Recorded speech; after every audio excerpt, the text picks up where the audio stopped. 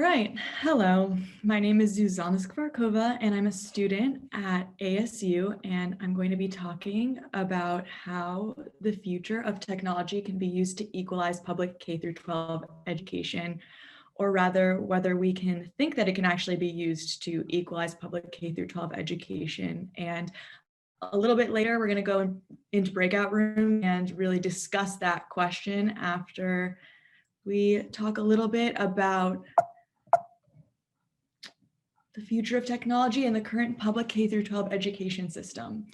So to start off, I just figured we'd do some quick facts. And the current US public K-12 education system, as it stands, has more than 90% of K-12 public school funding come from state and local government, i.e. sales and income taxes, as well as more than 50% of the public school population in the US made up of low-income students. Now, there's a couple statistics there that you can look at. Those are the two ones that I primarily want to highlight on this, because more than 90% of the school's funding is coming directly from property tax, while more than 50% of public school population is in the US made up of low-income students who would be disproportionately disadvantaged to that based on the fact that it is solely dependent on property taxes. Now, as we look a little further into this, we can see over 20% of students in grades 6 through 12 have been victim to bullying by peers. Less than 30% of people surveyed support Common Core curriculum and standardized testing assessments. Between 5 to 17% is the number of teacher salaries decreased in since 2018. And we, just looking at these statistics, can see that there is an issue with the way our US public K-12 education system is currently being run. In a first world country, we should not be in a situation where not every single kid has the possibility to have an equal access to education.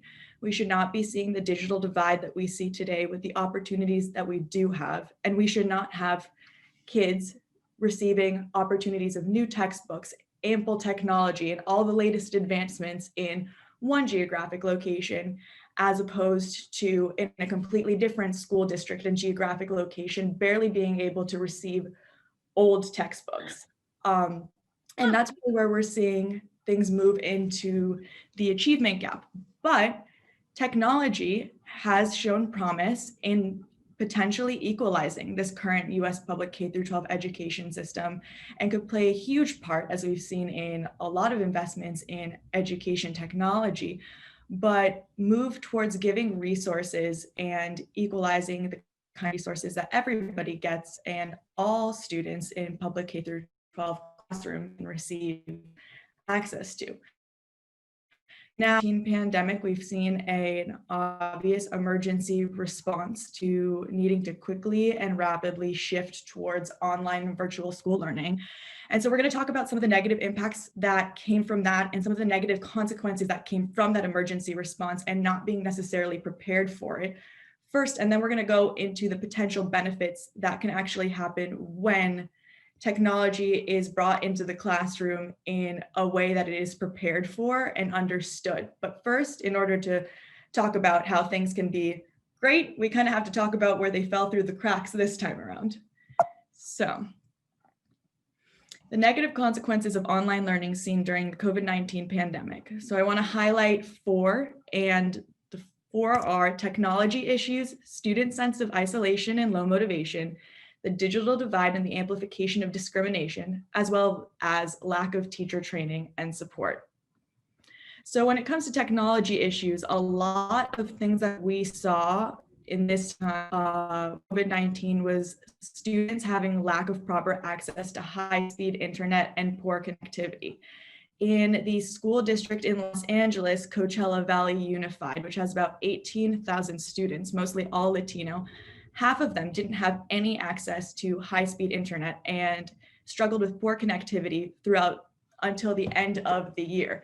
And they actually ended up having to bring buses of Wi-Fi to general locations, trying to get kids to have enough access to internet or be able to pop on to hotspots. But still, that disadvantaged many, many, many students not being able to receive high-speed internet. And actually, they ended up going to school fully virtually on May 5th, when in other affluent communities, they were able to transition to virtual learning within weeks. We saw at Ventura County with 4,500 students, which was a primarily affluent community, every single person had a digital device provided by the school, even before the pandemic had happened. And they called the transition to online learning way easier than they expected, as opposed to other communities that were out of school for weeks, didn't even go into online learning until 2 months after there was a shutdown. So we also look at the steep costs of remote learning and various tech equipment. Now, obviously, there are also a lot of things that we can get into later about how technology can actually reduce some of the costs with learning. But with the emergency response, we saw people having to scramble together to buy tech equipment, not having tech equipment, not knowing what to do, struggling with issues at home, trying to make learning spaces for themselves. And that was a really huge issue. But not just that, we also saw that when we were actually in the classroom, we had unavoidable classroom disruptions, such as Zoom crashers. And that's just one of the things. And I don't know if anybody knows what that is, but it's when you're in a Zoom classroom and then random people will just hack into the room and start disturbing the entire classroom. I know that this was something that was a huge issue that led to a lot of the way that teachers were actually locking classrooms, sending individual links, which then provided a whole issue that goes into the next point, which is lack of digital literacy among varying age groups. Now, when this happened, no one really knew I didn't know what Zoom was, and I'm an ASU student.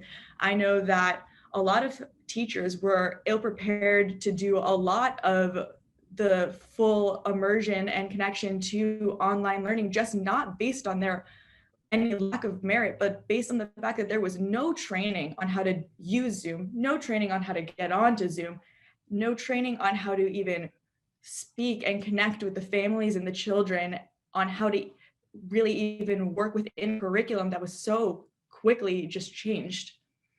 So that was a really huge issue and led to lack of teacher support and training. Now, I feel like no one talks about this enough, but there's little to no training in educational technologies for teachers. There's poor communication between the teachers and administration, which led to a lot of increased rates of anxiety and depression amongst educators, but not only that, severe burnout rates. Nobody's getting listened to, nobody knows what's going on, and there's this whole hierarchy of almost administrator, educator, student, and nobody's talking to each other, and educators really get lost in that. And on top of it all, a lot of lack of necessary resources and tools to conduct online classes.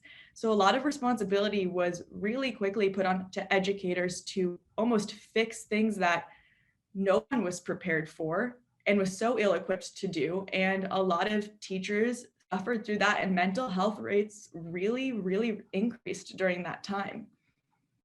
And it wasn't just the teachers that felt that, because the students experienced a sense of isolation and low motivation, which put the emergency room psychiatric hospital visits between March through October up 24% within the ages of 7 to 11 and up to 34% from ages of 12 to 17 years old. Now that's huge. Increasing rates of depression and anxiety were bad already before this happened. I mean, we're experiencing its own epidemic of anxiety within classrooms at this time. And the fact that we shifted towards virtual learning classrooms so quickly really gave a student kind of a sense of isolation. A lot of times students have classrooms to go to in person as a way outside of home. That's kind of their break in a way. And I think a lot of people let that fall through the cracks, but that's also a huge way that teachers look over their students. And that's a huge part of their own responsibilities as well, as to, be able to watch over that relationship between teacher and student. How is the student doing? And that stuff falls through the cracks. And now we're having increasing rates of depression and anxiety. And because not only are we experiencing virtual online learning, we're also in the midst of a quarantine, and there's excessive amounts of time indoor. We're staring at screens, and there's been huge increases in also poor posture. I know that even this semester, I'm a college student, but I suffered from what I like to call Zoom neck, because I had hunched over my screen for so many hours just watching lectures that I actually threw out a strained a muscle in my neck. And that's not just me. That's happening to a lot of kids, and we're not getting outside. People aren't seeing the sunlight. And it's a loss of interaction and a decrease in peer communication. Now, this is really important because when we're looking at young developing minds, some of the most important things is actual physical interaction with one another. It's building those relationships. School isn't always just for learning academic skills, but it's also for solidifying social skills, learning how to interact with one another, make human being connection. I mean, we're already experiencing a severe drop of empathy with students, or not just students, but the younger generations almost just staring at screens in a way, a form of communication and relationships with one another. And now having school so abruptly gone online, there was a lot of that loss of kids coming together, teachers coming together with students, actually going to one place and learning and making friends. That's a huge part of education as well, is feeling comfortable where you are, and less than optimal learning environments. Now, this goes a lot into increasing rates of depression and anxiety. Actually, it hits all three of these here as well, but less than optimal learning environments. Not everybody chooses where they live. Actually, for kids, they don't really choose where they live. And you also don't choose your family at the end of the day. Some people and some kids are really fortunate to be able to have their own room, their own laptop, own really space their own. But for a lot of other students, that's not necessarily the case. And as we saw in the first statistic, more than 50% of the United States population for public K-12 education is in lower income communities. So we're seeing like 50% of kids that might be struggling with having a space to do their work. And a lot of that is an integration of how can the parents even adjust to having a kid at home at the same time. So that goes a little more into digital divide and amplification of discrimination. Now, we talked about difficulty accessing high-speed internet, but we haven't really talked about poor student attendance in online classes, predictive analytic tools and algorithmic bias, or inability to provide students resources needed for online learning. Now, I think we've established in this conversation that more affluent communities get things faster, get resources faster, as opposed to disadvantaged communities that we've seen integrating into online learning a month or even two later than the affluent communities. So that inability to provide students resources needed for online learning was a really huge issue, and it still is. Poor student attendance in online classes is directly linked to the fact that many students and school districts didn't get the resources until a lot later on. And I mean, we were talking about how you can't choose your learning environment. Well, that directly can go into poor student attendance in online classes as well. It's not always just easy to log on a classroom when a lot of stuff is happening at home. You're experiencing anxiety and depression as it is. Who knows? There's many reasons, but we've seen in disadvantaged communities, the likelihood was higher to attend online classes as opposed to in more affluent communities. There was like a 94% attendance rate. But in disadvantaged communities, they stopped even taking attendance in a lot of LA school districts. So then obviously difficulty accessing high-speed internet, but more specific, less to the COVID-19 pandemic, but technology itself.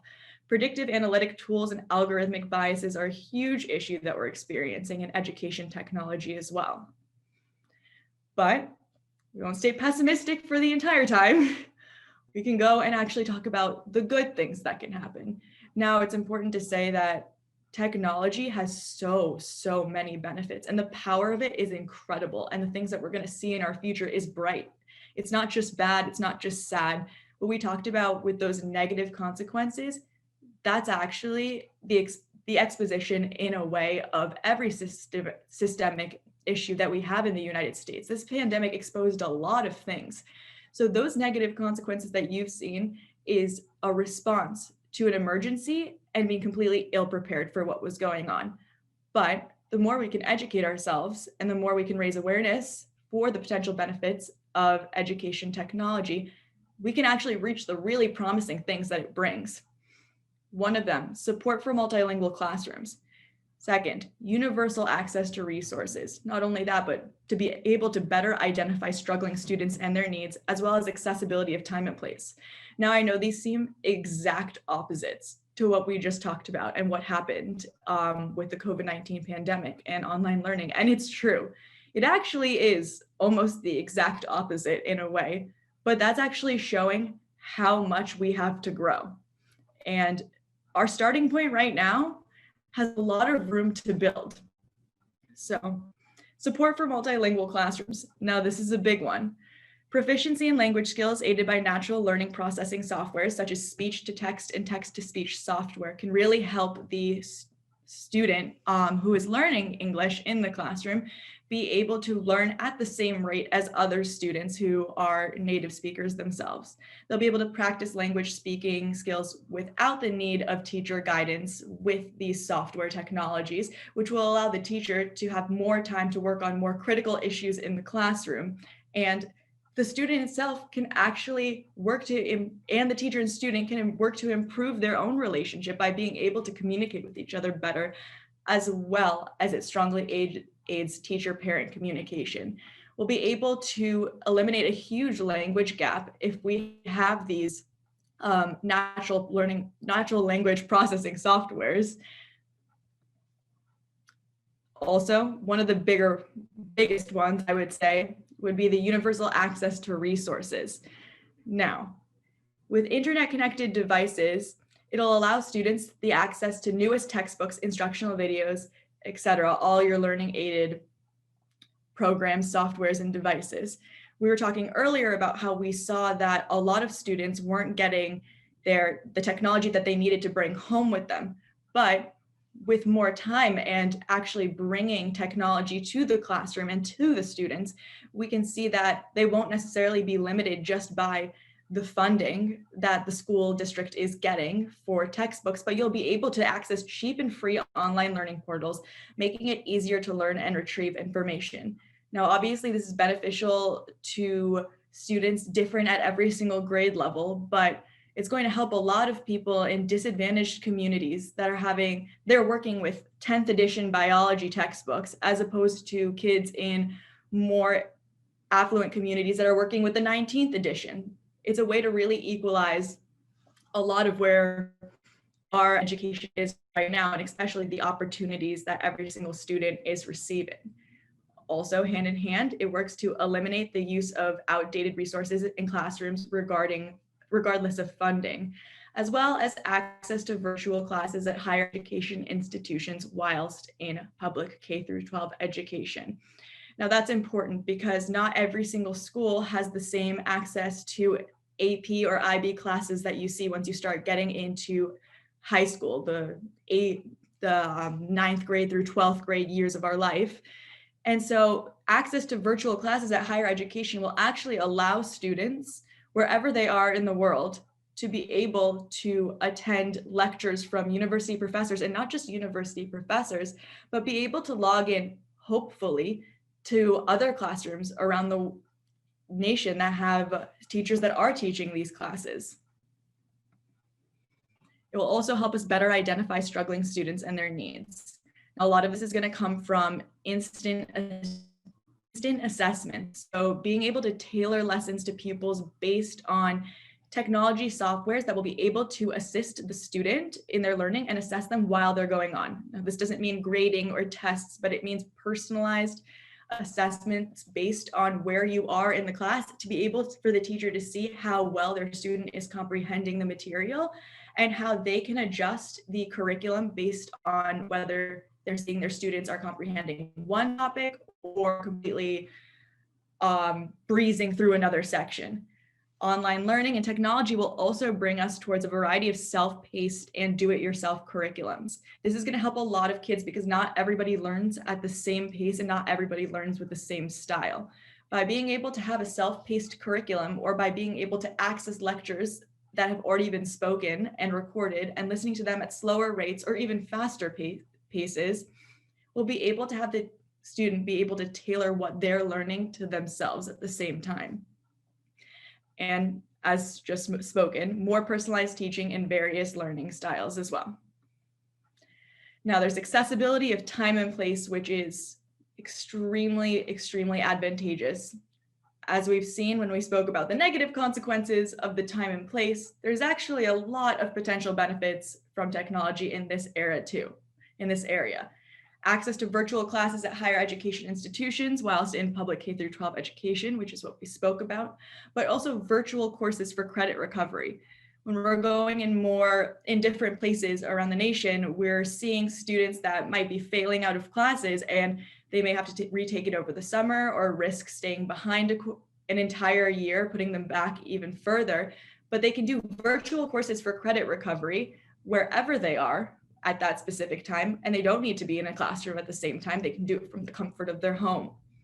Online learning eliminates cost points of transportation and student meals at the same time. And as spoken before, online lectures can be recorded, archived, and shared for future reference. Now, I've spoken a little bit about the negatives, but also the great, great positives that can come from all of this. And I think I want to open the question up to you is, can the future of technology equalize public K-12 education? And seeing where we are right now, it might lead us to answer the word no, or we could look at the future and think the answer might be yes. But I think that it would be great for us to move into some breakout rooms and discuss what we think and then bring it back together. Thank you so much for this talk. A lot of the question now is, what can we do? And the best answer that we can get to that is do exactly what we're doing right now.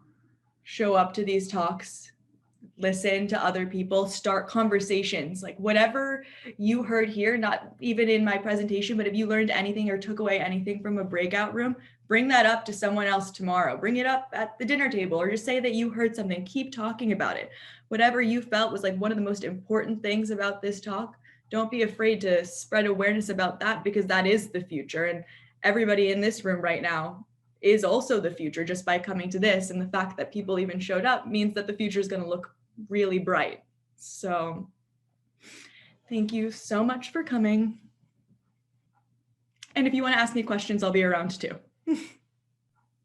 Can you hear me? Oh yeah, hello. Yeah.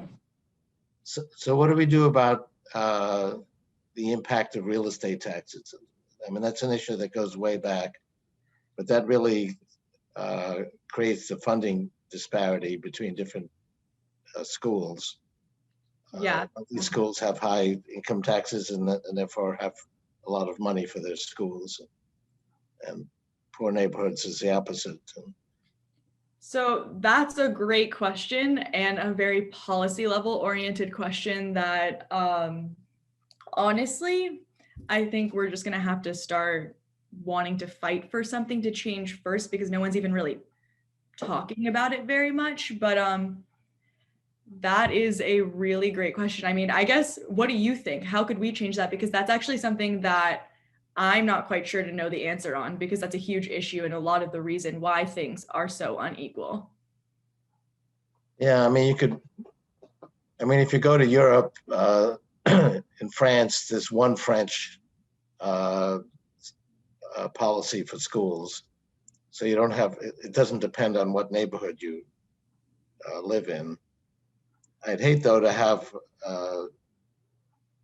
a government mandated education for all of the United States. I mean, I think that would be, doesn't sound very appealing.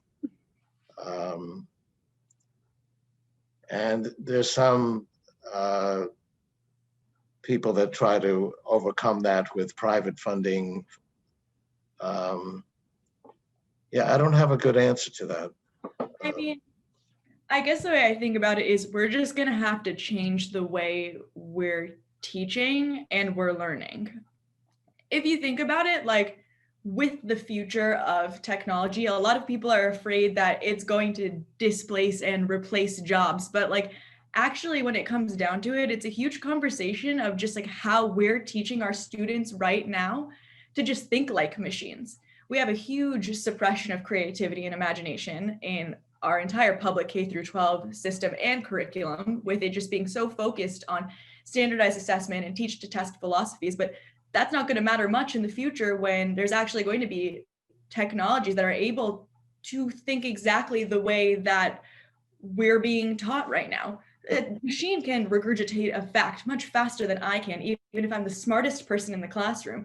So why aren't we actually teaching students how to think creatively? Why aren't we teaching kids that imagination is important? Why is play only reserved for kindergarten, when imaginative play is one of like the strongest things that can widen our sense of creativity?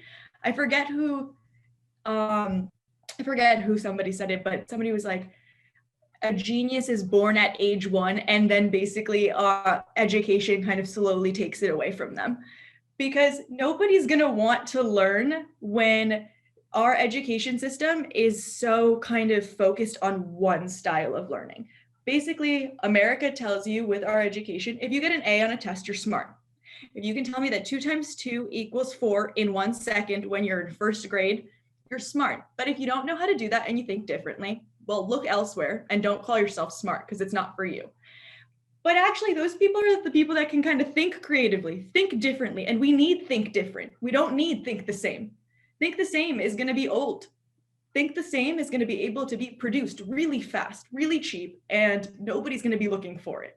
We need the exact people that right now our curriculum is telling they're stupid to be the future, to feel like they can speak, to feel like they can read, they can talk about so many things. Like, I might be book smart in many ways, but I've met so many people smarter than me who did much worse on tests than I did. Like, it's not the way we assess intelligence, and what we think is smart is one of the greatest threats to the future of this workforce and how many people can think entrepreneurially, the innovations we're going to see. Right. And learn by doing. I think it's very important to have kids actually participate in the real world and try to make a difference, really at all ages. I mean, we see college kids have created companies like Google and Apple, and high school kids are doing that as well. But we could bring that down into elementary school, where they could actually try to influence the real world with their intelligence. And then the kinds of problems they encounter are not predictable, and it'll lead to kind of a flexible kind of education. I guess also a question I would have for you, and I was talking about this with my mom earlier, but there are so many teachers and students that don't even know how to use a computer. And like the huge digital literacy gap is like pretty severe right now. So, I mean, Do you think that COVID has in technology, I would say, but do you think that COVID has helped well, them? that's a twofold question. Yes, in one way, because it's kind of forced us to integrate technology into the classroom in some way. So yes, I mean, that's the way to make things happen, is to force people to do them. Yes, that's a good point.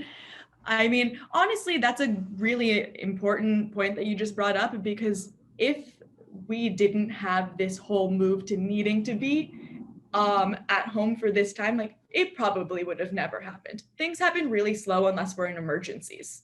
That's just like human nature in a way as well, that people do things last minute or only when they need to. So who knows? And this is not like, in no way is this a blessing or anything at all. It's a tragedy what's been happening right now, but it did bring computers into the home. It did force schools to find funding to provide computers. It did force the government to have some kind of response that, let's be honest, I don't even know how many years it would take for them to try and talk about anything else other than this narrative of affluent communities and how they're learning and how they're being educated. So in a way, who knows how long it would have been until we started paying attention, at least on some level, to more disadvantaged communities and school districts that don't have computers or technology. So it's a great point. So my answer would be, I think it helped in some ways, And I think what it did really well is it exposed a lot of the issues that are going on right now. So, I mean, things have to start somewhere. And if we're going to try and make something positive about it, we can at least stare at the severe cracks right now. Yeah. I mean, it's really not that expensive to provide computers to kids and teach them how to use it. Very often they're more intelligent than their teachers on how to use them. So. Yeah, that's true.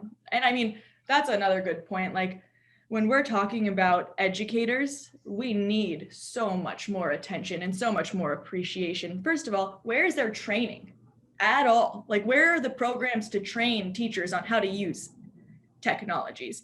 Where's like the mental health part of it that checks in and asks if these teachers are okay? Where's the check-in with the students? But I mean, that might be a little bit more difficult, but teachers need help.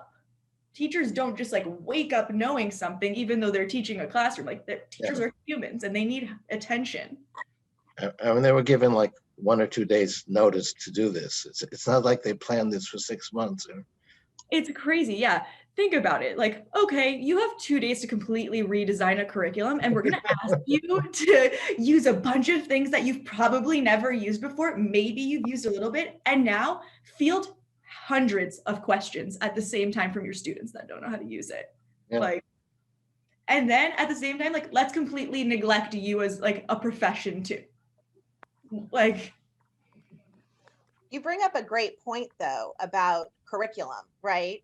And the inequities, I think, in schools that don't have that funding, they don't have the flexibility to be able to pivot like your schools that are funded well, because they have that flexibility to be able to adapt and adopt their own curriculum, especially if they're private. Whereas in other cases, they can't. And so I think hopefully we're going to see a shift from that high stakes testing to more what we call informal processes, right? That support social emotional development and that support the ability for students to be able to, through innovation and design thought processes and all of these things, have a deeper reach for their own comprehension and retaining information.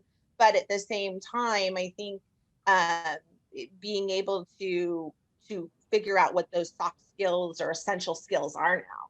So I'm hoping that this shifts us in a direction that keeps us rolling in a way that we understand that testing isn't the end all be all of a student, because I think that's what got us here in the first place. And it's a huge drain to budgets.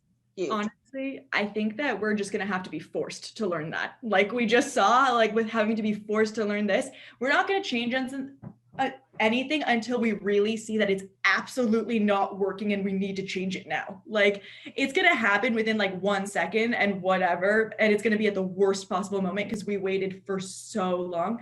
But like a great point that you even bring up, and like we can talk about with the curriculums and that adapt to adopt, and having the privilege to even do that in more disadvantaged communities and school districts, like even like in affluent communities, you're seeing like huge cuts to art budgets. Anything like musical theater, you're seeing like anything, like any arts curriculum is being really drained out of the school districts. Like that's the first to go, but that's a really huge issue when we think about the long term too, because if we see technology as displacing jobs, we're going to need to think more creatively. People are going to need more time for hobbies too. And if we take away like all of the arts, where that's like actually a lot of where your hobbies can be stimulated, well, what happens now? And the entry-level jobs, if anything, are going to be the ones that are going to go first. So now you see disadvantaged communities, no arts budget, you don't have the same access to find out any kind of hobbies. So what happens? No jobs, no access to hobbies, and you think mental health is just going to be fine? You think everybody's just going to be like happy? You know? And there are things that aren't tested on, so they're going to be the first to go, right? Exactly. So, and really, truly, if we take a cross-curricular approach, I can pull art into, marketing for high school, let's say, right? Or advertising. So that can become an entrepreneurial thing. And it's also that spoken and written language that we can talk about. So I think it's the way that we need to reframe how we're taking the curriculum and cross-connecting it and unsiloing it and making it so that they can't get rid of it. You can't get rid of art because it's integrated into language arts and it's integrated into math. And once we integrate the things that truly, kind of are the soul of some of our students, and are a really great opportunity to learn and develop as human beings, then, you can't get rid of it. And fund it, fine, but you're not going to get rid of it because it's already integrated into what we're doing on a daily basis. Yeah, and that's kind of like what Ray spoke about too, that whole like learn by doing process, like infusing multiple approaches into even just one thing. And, the way I think so much needs to be changed on how I was speaking earlier about how we view what intelligence is and like what will be successful. It's very ironic when you think about how the whole nuclear process of how many degrees that you get will talk about or insinuate how intelligent you are, when actually, like, when you look at the people that are speaking at graduation ceremonies, they're usually people that didn't get through college. They're usually people that didn't like the way the education system was, and they're usually entrepreneurs. So basically what you're telling me is you're going to be really smart the way they tell you to be smart. You're going to get to the end of the line to sit in a room after you've spent tons of money or you're in tons of debt, and you're going to listen to someone tell you how education didn't even work for them. And that wasn't the point. It's like, okay, well, thank you. What now? And what about everybody else that didn't have the chance to hear you say that and so desperately needs to hear you say that?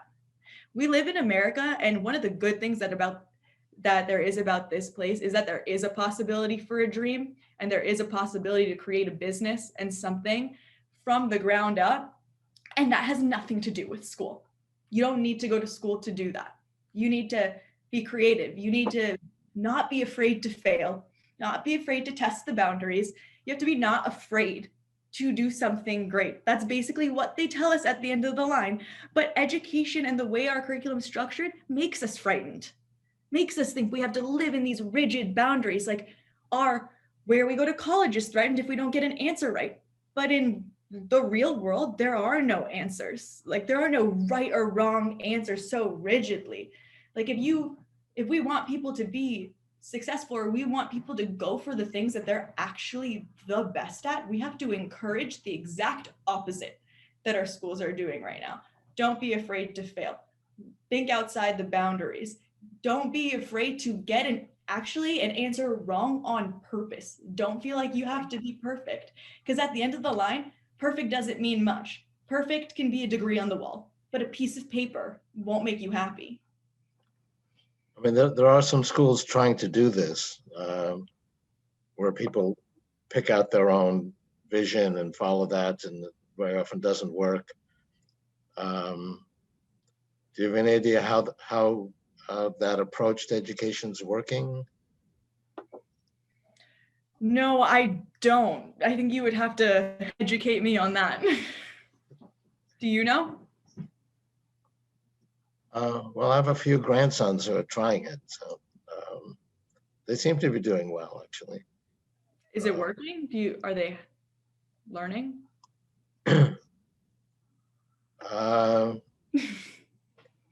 Yeah, I have a 5-year-old who's actually brilliant at arts and is able to actually pursue that.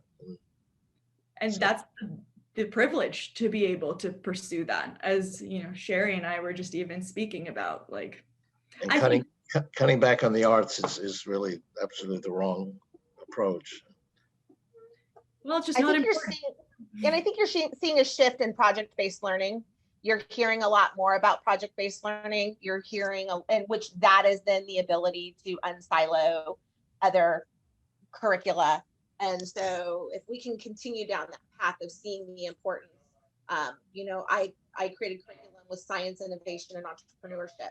So it was bringing in all of those things in together, and it was so important. And to see the students come to life over that, and to see, a parent who showed me a picture of their kid when they started kindergarten, and then the same school picture at 5th grade, it wasn't the same child. The light had been dimmed over the years of formal traditional education. And so the opportunities to let them take ownership of what they're doing, to have those abilities to take positive risk taking, learn how to interact with others, you know, those soft skills, those essential skills, you know, be able to present, be proud, you know, it's huge. And it's something that the way that things had been going 10 years prior, we're not doing. So I think How do you think that's the going? world. How do you think that's going in the COVID period? Where it's very hard to interact with other people. I think that this has shaken up the standardized testing, you know, and accountability. So it's shaken that up. So hopefully if we continue to shake that out, we can shake the other stuff in. But project-based learning is still, I think, had a real big role in things during COVID. I think especially when you're looking at limited time for instruction virtually, I can then kind of flip a model, or I can do, you know, but then again, you're talking about resources, and you're talking about students in certain situations that their parents can do projects with them from that home space area. And then certain, you know, or can have a pod of students come together and work on those things together, and others can't. So again, that inequity exists regardless of, you know, how you look at it, formal, informal, project-based learning, traditional. And I think, like, just to say, like, this should not be all just on the shoulders of the educators. You know, for us as parents, like that, like just reflecting of what Ray's reaction was, that when Zuzana asked about how do you feel about it, is it going well? It takes a leap of faith for us as parents also to go and be open to these new approaches, because we all kind of grew up in that kind of very structured, results oriented, or, you know, checking off your, you know, like yes or no on your tests. So that's how we grew up. That gives us the comfort level of knowing our kids are doing fine, right? But now this is a new era. So we all need to start being more open-minded also about how we measure a success of our children, of the education, and actually also the environment, the society where we are. So I said, like, it's both ways. It's on both shoulders, not just the educators. That's actually a really good point where you bring up of how, like, almost grades or how things are going, very numerical values can bring you assurance to how your child is doing and whether you're doing a good job, however you were taught. But the fact that people don't really think about is, like, also mental health plays a huge role in this. Like, sure, you can get a number and it can be like, okay, everything's fine and dandy and my kid's doing well and we're doing well. But the way that our curriculum is teaching kids is we're looking at a huge anxiety epidemic, but not only that, an ADHD one as well. And I don't know if you've ever listened to a talk. His name is Sir Ken Robinson. He's like my idol. He's incredible. He just recently passed, but he was incredible. And he shared a story on one of his TED Talks, and he was talking a lot about how the ADHD, everything right now is just like a crisis, and the huge skyrocketing in rates that children are being diagnosed. But there was a story about a girl, and she couldn't sit still during classes. She couldn't pass any of her tests. Nothing was clicking. She was always fidgeting, and the mom went to a psychologist and was like, or a psychiatrist, and she was like, my kid has ADHD. Like, they told me to come to you. I think that my kid needs to be put on medication. She needs something, like, she can't sit still. She can't sit in a classroom for 8 hours a day focusing. Like, okay, everyone's like is going to start to fidget after a while, but I think we need to put her on medication. And the psychiatrist was like, okay, well, I'm going to go and talk to your daughter for a little bit. In half an hour, he brought the mom back in, and he just turned on music for the kid. And he said, just dance. And she was an incredible dancer, like beautiful. She could perform, like she ended up being a ballerina, a professional ballerina. And he looked to the mom and said, your kid doesn't have ADHD. Your kid doesn't need to be medicated. Your kid is a dancer and your kid learns differently. and everything was fine after that. But if something like that slipped, once again, the arts are coming in. She didn't perform great on tests. She didn't think that way, but she was incredible. She had an incredible talent. And when she infused actual dance into her life, she could focus better. And like, okay, so what would the alternative be if we completely missed that mark? If we did the thing that most people do, which is just push pills, the child would have been medicated, the child would have thought they were stupid, and the child would have never done what they wanted to do. I mean, never is very much of an ultimatum, but we could have seen a lot of mental health issues come from that. Suddenly we're slapping a psychiatric diagnosis on someone that doesn't even have one. And why? Because we can go as far as to say like, okay, you're not doing it well in school, you must have a psychiatric illness. We are going to do anything other than just say, maybe it's an issue with the way that we're structured right now. We're going to do anything but ask the government to change something. We're going to do anything but look at ourselves in the mirror or sit with that kind of uncomfortability of like, I don't know how my child is doing in school right now. I'm not receiving a numerical value. Maybe I don't know. Like, think about that child and like just killing themselves over trying to get great grades, and then they're going to suffer mentally because they're going to get into the real world and also realize that not everything's a grade, and that's the only thing they know how to do. So That's a moving story. But also going back to this, right? Like you related this story, and there was a therapist like changing the thinking, right? So I see this also as a role as an educator, to open eyes to us parents, right? To say like, okay, look at your child in a different way. Like Zuzana, you can relate. What was your biggest challenge at high school with Dr. Stambridge, who was trying to make a change in your high school with your help? He was not really able to change the parents' thinking about the homeschool, the homework policy, right? So he asked you, like, Zuzana, just help me with this. And was it easy task? That was the biggest push you got from the parents, right? They didn't wanted less homework for their children. Yeah, so first of all, this is my mom. Everyone meet my mom. Sorry. So we're having a parent-daughter debate on literally our life. But what she's talking about, Principal Stembridge. I went to a school, I went to Newton South High School in Massachusetts, and I started an initiative. It was called SWAB, it was called Stress with a Voice. I saw that a lot of kids were struggling with a lot of mental health issues, and I wanted to change it. So I did a bunch of surveys. I saw that people were really struggling with their mental health based on their test grades. We unfortunately had a couple of suicides in our school based on not getting the right test grades or the things that they thought would make them intelligent. But I tried to change it. And so I worked together with the school administration to try and do homework-free weekends and mandatory homework breaks throughout the year, and not being able to have more than 3 tests within a day. So that's kind of what I was doing. But yeah, no, the parents didn't want any of that, which made it very hard. And we don't even see the red tape that we get from all levels, but that's a good point. All right, well, did I talk your guys' ears off for 25 minutes after the presentation? Well, thank you for presenting, Zuzana. All right, well, thank you all so much for coming. It means a lot to me that I got to ramble on with a bunch of other extremely passionate people about something I'm passionate in. Yeah, it was great. All right. Thank you. Have a good day, guys.